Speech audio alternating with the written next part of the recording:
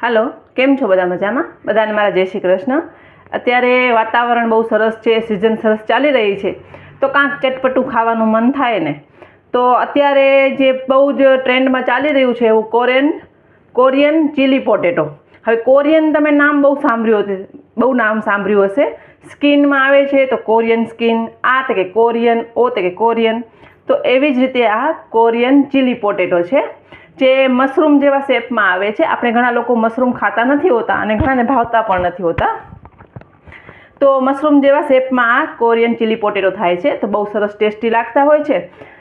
અને ટેસ્ટ એવું છે કે બધાને ભાવે એવું છે. તો આપણે પણ આજે કોરિયન ચીલી પોટેટો બનાવીએ.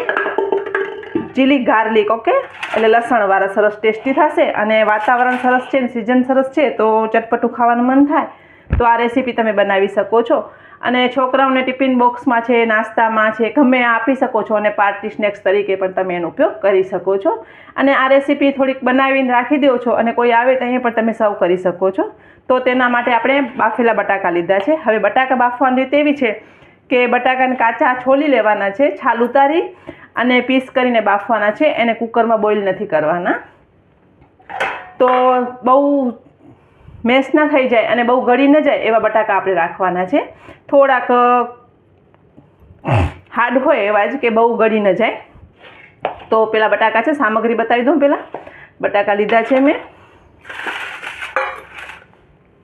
કોર્નફ્લોર છે, લસણ છે. હવે લસણને તમે પીસ કરીને પણ લઈ શકો છો અને ક્રશ કરીને પણ લઈ શકો છો. મેં અત્યારે ક્રશ કરીને લીધું છે. ચીલી સોસ છે, થોડુંક સોયા સોસ છે, લાલ મરચાંની ભૂકી છે, ચપટી સુગર છે, મીઠું છે, ચીલી ફ્લેક્સ, તલ છે, લીલા મરચાં છે અને ઓઇલ છે અને પાણી છે. તો આપણે આ ચીલી પોટેટો જે બનાવીએ છીએ એને આપણે બોઇલ કરવાના છે, એટલે હેલ્ધી પણ થશે. અને મેગી, નૂડલ્સ કે પાસ્તા કરતાં પણ ટેસ્ટી એવા સરસ ઘરે તમે બનાવી શકો છો. અને ટેસ્ટ તમે જોઈ શકો છો, એકદમ સરસ થશે. એકવાર ટ્રાય કરજો. તો એના માટે આપણે પહેલાં પાણી ગરમ મૂકવાનું છે, કે આપણે જે બનાવશું એ આપણે એમાં બોઇલ કરવાનો છે. તો આપણે પાણીને પહેલાં ગરમ કરવા મૂકી દઈએ. મેથડ એકદમ ઇઝી છે, પણ થોડીક તમે ધ્યાનથી જોઈને કરશો તો એકદમ સરસ બને છે. તો પાણીને આપણે ગરમ કરવા મૂક્યું છે અને પાણી આપણું એકદમ સરસ બહુ ગરમ થઈ જવું જોઈએ. તો આપણે આમાં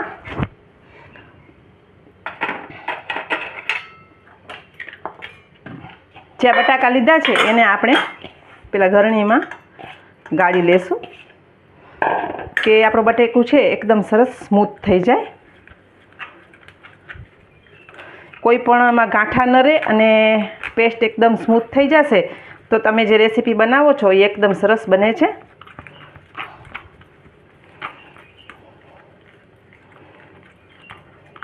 તો આવી રીતે આપણે એનો બધો બટાકાને મેશ કરી લેશું. તમે જોઈ શકો છો એકદમ સરસ સ્મૂથ પેસ્ટ બની જાય છે. તો આપણે આવી રીતે બટાકાને કરી લઈએ. પહેલાં તમે જોઈ શકો છો મેં બટાકાને સરસ મેશ કરી લીધું છે. હવે આપણે એમાં કોર્નફ્લોર ઉમેરવાનું છે. કોર્નફ્લોરનું પ્રમાણ થોડુંક વધારે રાખવાનું છે. અને આ બીજા બધા મસાલા આપણે પછી કરવાના છે, હમણાં નથી કરવાના.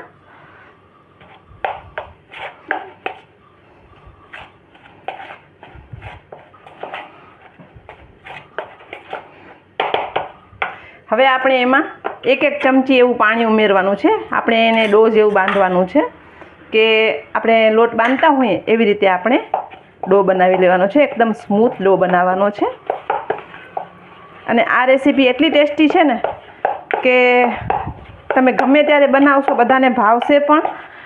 અને આપણે જે મેગી છે, નૂડલ્સ છે કે પાસ્તા છોકરાને આપીએ છીએ એના કરતાં પણ સારી છે. તમે જોઈ શકો છો આપણો ડો એકદમ સરસ સ્મૂથ થઈ ગયું છે. પાણી સાચવીને નાખવાનું છે, બહુ પાણી નથી ઉમેરી દેવાનું.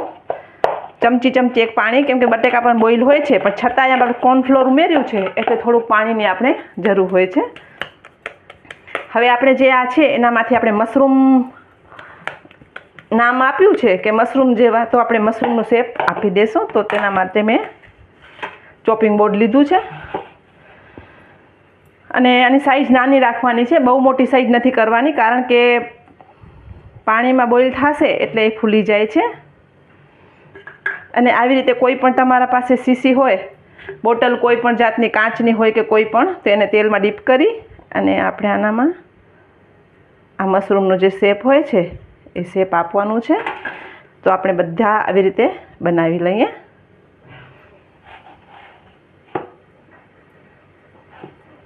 સાઈઝ બહુ મોટી કરશો તો બહુ ફૂલી જાય છે, એટલે બહુ મોટી સાઈઝ નથી કરવાની આપણે.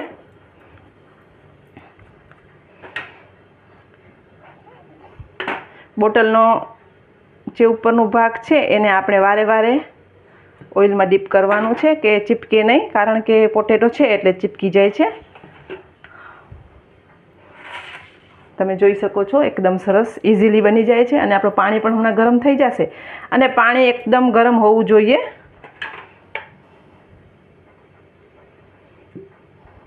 તમે જોઈ શકો છો એકદમ ઇઝીલી બની જાય છે. આપણે બધા આવી રીતે બનાવી લઈશું પહેલાં. તો તમે જોઈ શકો છો મેં બધાને શેપ આપી દીધું છે. હવે પાણી પણ આપણું એકદમ સરસ ઉકળી ગયું છે, તો આપણે બોઇલ કરી લઈશું. અને પાણી આવી જ રીતે મોટા વાસણમાં લેવાનું છે, કારણ કે આ બોઇલ થશે એટલે તરત ઉપર આવી જશે, અને ઉપર આવે ત્યાં સુધી આપણે એને બોઇલ કરવાનું છે.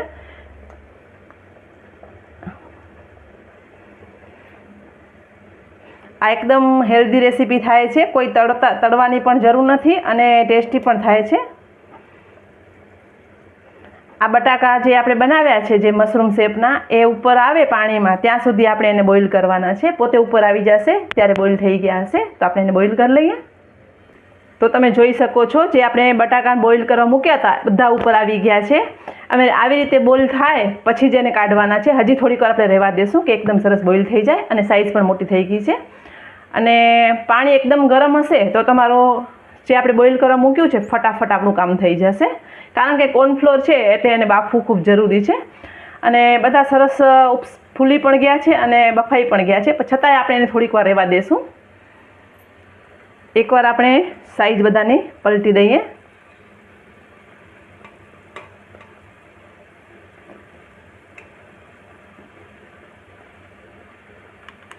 તો બધા સરસ બોઇલ થઈ ગયા છે, તો આપણે એને લઈ લેશું.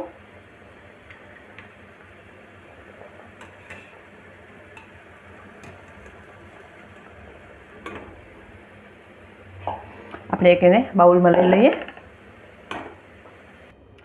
હવે આપણે એની ઉપર એક વઘાર કરવાનો છે, એ વઘાર આપણે બનાવી લઈએ.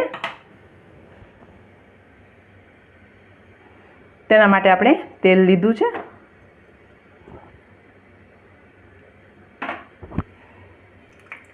હવે આ બટાકામાં આપણે મીઠું નહોતું ઉમેર્યું, અત્યારે આપણે મીઠું થોડુંક ઉમેરશું. અને તમને જો ઉમેરવું હોય તો જ્યારે આપણે આ બનાવ્યા ત્યારે તમે મીઠું એમાં ઉમેરી શકો છો.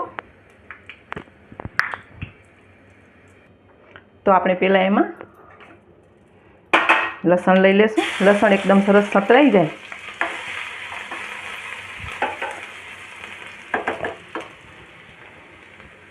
પછી આપણે ગેસને બંધ કરી નાખશું. લીલા મરચાં છે, થોડીક સુગર છે ચપટી એક, થોડુંક મીઠું છે ટેસ્ટ પ્રમાણે,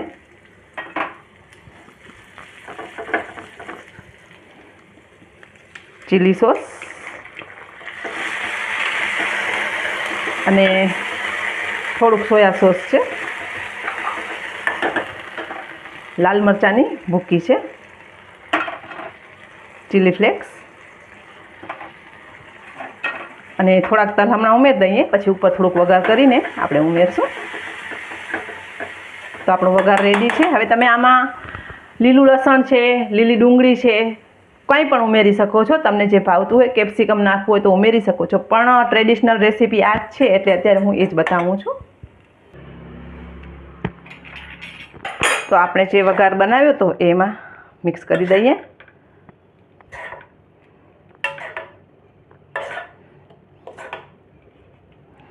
બધું એકદમ સરસ મિક્સ કરી લઈશું આપણે. બહુ એને હલાવવાનું નથી, કેમ કે એકદમ સોફ્ટ હોય છે. તમે જોઈ શકો છો એકદમ સરસ બન્યા છે. તો આપણે સર્વ કરી લઈશું.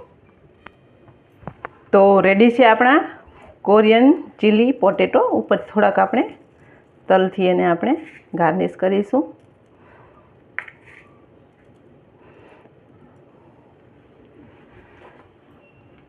એકદમ ઇઝી છે અને છોકરાઓને ભાવે એવી રેસીપી છે. તો તમે પણ તમારા ઘરે ચોક્કસ ટ્રાય કરજો. બધાને મારા જય માતાજી.